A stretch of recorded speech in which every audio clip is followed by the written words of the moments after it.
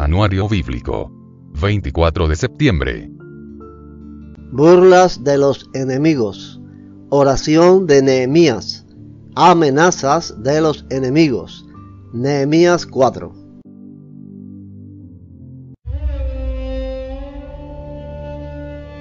Cuando Sanbalat se enteró de que estábamos reconstruyendo la muralla, se enojó muchísimo. Se puso furioso y se burló de los judíos, diciendo ante sus amigos y los oficiales del ejército de Samaria: ¿Qué creen que está haciendo este pobre y debilucho grupo de judíos? ¿Acaso creen que pueden construir la muralla en un día por tan solo ofrecer unos cuantos sacrificios? ¿Realmente creen que pueden hacer algo con piedras rescatadas de un montón de escombros y para colmo piedras calcinadas? Tobías, el amonita que estaba a su lado, comentó: Esa muralla se vendría abajo si tan siquiera un zorro caminara sobre ella. Entonces oré: Escúchanos, Dios nuestro, porque se burlan de nosotros. Que sus burlas recaigan sobre sus propias cabezas, y que ellos mismos sean llevados cautivos a una tierra extraña. No pases por alto su culpa. No borres sus pecados, porque han provocado tu enojo delante de los que construyen la muralla.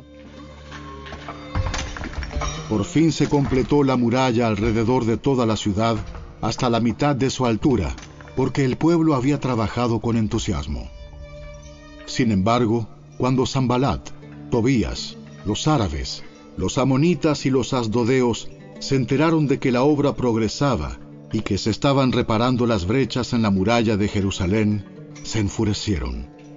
Todos hicieron planes para venir y luchar contra Jerusalén y causar confusión entre nosotros. Así que oramos a nuestro Dios y pusimos guardias en la ciudad día y noche para protegernos. Entonces el pueblo de Judá comenzó a quejarse. Los trabajadores están cansando. Y los escombros que quedan por sacar son demasiados. Jamás podremos construir la muralla por nuestra cuenta. Mientras tanto, nuestros enemigos decían: Antes de que se den cuenta de lo que está pasando, caeremos encima de ellos. Los mataremos y detendremos el trabajo. Los judíos que vivían cerca de los enemigos venían y nos decían una y otra vez: Llegarán de todos lados y nos atacarán. De manera que coloqué guardias armados detrás de las partes más bajas de la muralla, en los lugares más descubiertos. Puse a la gente por familias para que hiciera guardia con espadas, lanzas y arcos. Luego, mientras revisaba la situación, reuní a los nobles y a los demás del pueblo y les dije: No le tengan miedo al enemigo. Recuerden al Señor, quien es grande y glorioso, y luchen por sus hermanos, sus hijos, sus hijas, sus esposas y sus casas. Cuando nuestros enemigos se enteraron de que conocíamos sus planes y que Dios mismo los había frustrado, todos volvimos a nuestro trabajo en la muralla. Sin embargo, de ahí en adelante, solo la mitad de los hombres trabajaba, mientras que la otra mitad hacía guardia con lanzas, escudos, arcos y cotas de malla. Los líderes se colocaron detrás del pueblo de Judá que edificaba la muralla. Los obreros seguían con el trabajo, sosteniendo con una mano la carga y con la otra un arma. Todos los que construían tenían una espada asegurada a su costado. El que tocaba la trompeta quedó conmigo para tocar al arma. Entonces les expliqué a los nobles, a los oficiales y a todo el pueblo lo siguiente: La obra es muy extensa, y nos encontramos muy separados unos de otros a lo largo de la muralla. Cuando oigan el sonido de la trompeta, corran hacia el lugar donde ésta suene. Entonces nuestro Dios peleará por nosotros. Trabajábamos desde temprano hasta tarde, desde la salida hasta la puesta del sol, y la mitad de los hombres estaba siempre de guardia. También les dije a todos los que vivían fuera de las murallas que se quedaran en Jerusalén. De esa manera, ellos y sus sirvientes podían colaborar con los turnos de guardia de noche y trabajar durante el día. Durante ese tiempo, ninguno de nosotros, Ni yo, ni mis parientes, ni mis sirvientes, ni los guardias que estaban conmigo, nos quitamos la ropa. En todo momento portábamos nuestras armas, incluso cuando íbamos por agua.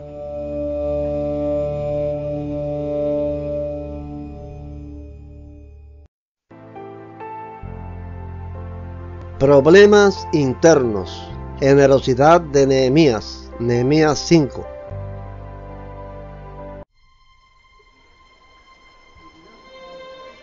En esos días, algunos de los hombres y sus esposas elevaron una protesta contra sus hermanos judíos. Decían: Nuestras familias son tan numerosas que necesitamos más comida para sobrevivir.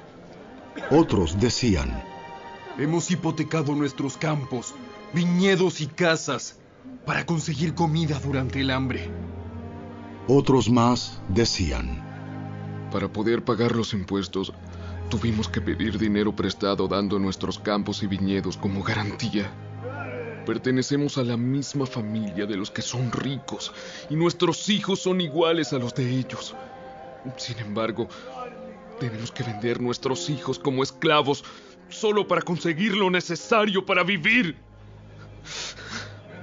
Ya hemos vendido a algunas de nuestras hijas y no hay nada que podamos hacer, porque nuestros campos y viñedos ya están hipotecados a otros. Cuando oí sus quejas, me enojé muchísimo. Después de pensarlo bien, denuncié a esos nobles y a los funcionarios y les dije: Ustedes perjudican a sus propios parientes al cobrar intereses cuando les piden dinero prestado. Entonces convoqué a una reunión pública para tratar el problema. En la reunión les dije: Estamos haciendo todo lo posible para rescatar a nuestros parientes judíos que han tenido que venderse a extranjeros paganos. Pero ahora son ustedes los que los someten a esclavitud. ¿Cuántas veces tendremos que redimirlos? Ellos no tenían nada que argumentar en su defensa. Entonces insistí: No está bien lo que ustedes hacen. ¿Acaso no deberían andar en temor de nuestro Dios para evitar que nos pongan en ridículo las naciones enemigas? Yo mismo, al igual que mis hermanos y mis trabajadores, he estado prestando dinero y grano al pueblo, pero ahora dejemos de cobrarles intereses.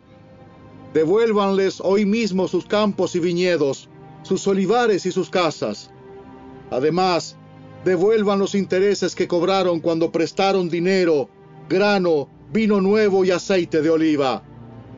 Entonces ellos respondieron: Devolveremos todo y no le exigiremos nada al pueblo. Haremos como tú dices. Luego llamé a los sacerdotes e hice que los nobles y los funcionarios juraran que cumplirían su promesa. Sacudí los dobleces de mi manto y les dije: Si no cumplen su promesa, que así los sacuda Dios de sus casas y de sus propiedades. Entonces toda la asamblea respondió: ¡Amén! Todos alabaron al Señor y cumplieron con lo prometido.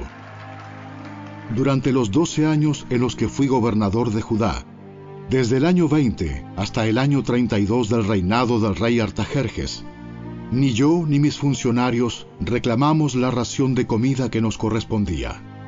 Los gobernadores anteriores, por contraste, impusieron pesadas cargas al pueblo, al exigir una ración diaria de comida y vino, además de 40 piezas de plata. Hasta sus ayudantes se aprovechaban del pueblo.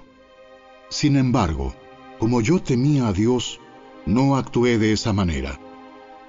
También me dediqué a trabajar en la muralla y me negué a adquirir tierras. Además, exigí a todos mis sirvientes que dedicaran tiempo a trabajar en la muralla. No pedí nada, aunque con frecuencia daba de comer a 150 funcionarios judíos en mi mesa, sin contar a todos los visitantes de otras tierras. Las provisiones que yo pagaba todos los días incluían un buey, 6 ovejas o cabras selectas y una gran cantidad de carne de ave. Además, cada 10 días necesitábamos una abundante provisión de toda clase de vino. Sin embargo, rehusé exigir la ración que me correspondía como gobernador, porque el pueblo ya tenía una carga pesada. Oh Dios mío, acuérdate de todo lo que he hecho por este pueblo y bendíceme.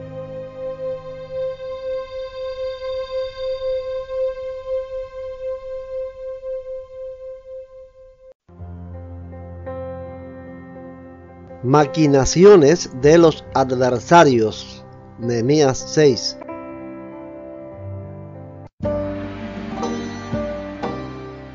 Sanbalat, Tobías, Gesem el árabe y los demás enemigos nuestros descubrieron que yo había terminado la reconstrucción de la muralla y que no quedaba ninguna brecha, a pesar de que todavía no habíamos levantado las puertas en sus respectivos lugares.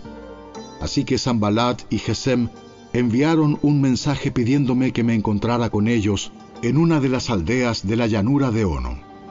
Pero me di cuenta de que ellos tramaban hacerme daño, de modo que les respondí con el siguiente mensaje: Estoy ocupado en una gran tarea, así que no puedo ir.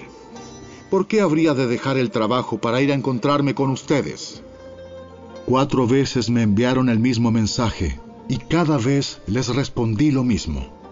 La 5ª vez, el sirviente de Sanbalat llegó con una carta abierta en su mano que decía: Circula un rumor entre las naciones vecinas, y Gesem me asegura que es cierto, que tú y los judíos piensan rebelarse y que por eso reconstruyen la muralla. Según sus informes, tú te propones ser el rey. También informa que has nombrado profetas en Jerusalén para que proclamen acerca de ti: ¡Atención! ¡Hay rey en Judá! Puedes tener la seguridad de que este informe llegará a oídos del rey, de modo que sugiero que vengas a hablar conmigo del asunto. Yo respondí: Todo lo que dices es puro cuento. Tú mismo inventaste todo. Solo trataban de intimidarnos. Creían que podrían desalentarnos y detener la obra.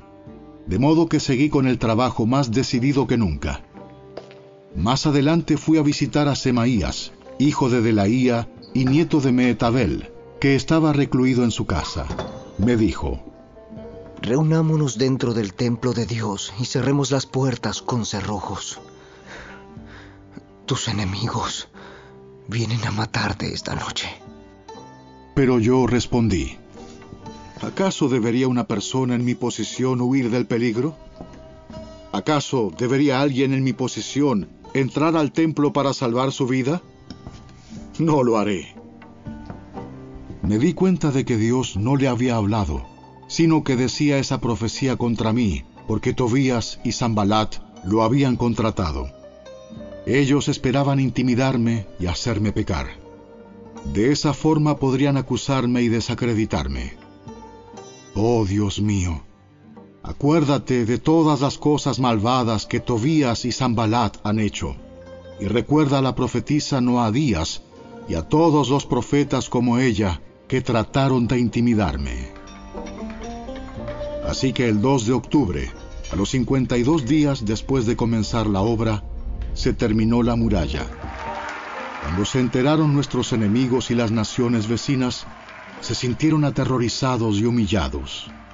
Se dieron cuenta de que esta obra se había realizado con la ayuda de nuestro Dios. Durante esos 52 días, circularon muchas cartas entre Tobías y los nobles de Judá, pues muchos en Judá le habían jurado lealtad, porque su suegro era Secanías, hijo de Ara, y Johanán su hijo estaba casado con la hija de Mesulam, hijo de Berequías. Constantemente ellos me hablaban de las buenas acciones de Tobías, y luego le contaban todo lo que yo decía. Por su parte, Tobías no dejaba de enviarme cartas amenazadoras a fin de intimidarme.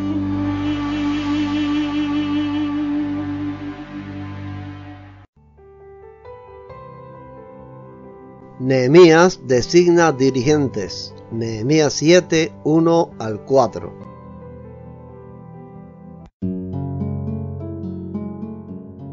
Cuando quedó terminada la muralla e instalé las puertas en sus sitios, se nombraron porteros, cantores y levitas. A mi hermano Ananí le entregué la responsabilidad de gobernar Jerusalén junto con Ananías, el comandante de la fortaleza, porque era un hombre fiel, que temía a Dios más que la mayoría. Les dije: no dejen abiertas las puertas durante las horas más calurosas del día, y aún mientras los porteros estén de guardia, mantengan las puertas cerradas con las barras puestas.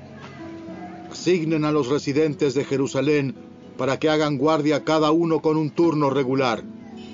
Algunos servirán en puestos de centinela y otros frente a su propia casa. En ese tiempo, la ciudad era grande y espaciosa, pero poco poblada, y ninguna de las casas se había reconstruido.